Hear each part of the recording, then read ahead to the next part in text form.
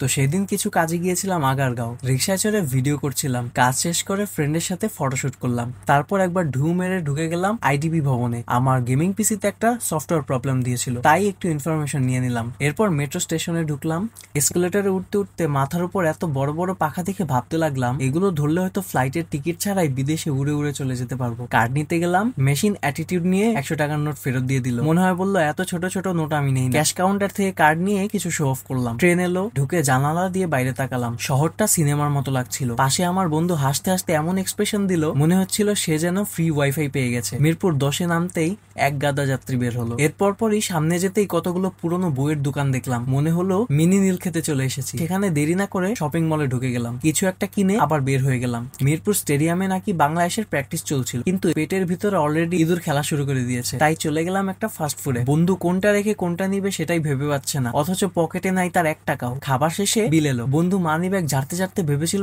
অনেক টাকা ঝরবে, কিন্তু পড়লো শুধু 2 টাকার একটা কয়েন। এরপর বিল দিলাম, আর তখন পাশের টেবিলে বসা একজন এমন ফানি শব্দ করলো যে আমরা দুইজনে হি হি করে হেসে উঠলাম। সবশেষে গরমে গাদাগাদি করে একটা লোকাল বাসে উঠলাম। কন্ট্রাক্টর ভাই তখন হাত তুলে ডাকছে, মনে হচ্ছিল উনি বাসা থেকেও যাত্রী নিয়ে আসবেন। এরপর দিনটা একদম ফ্রি কমেডি শো এর মতো চলে গেল।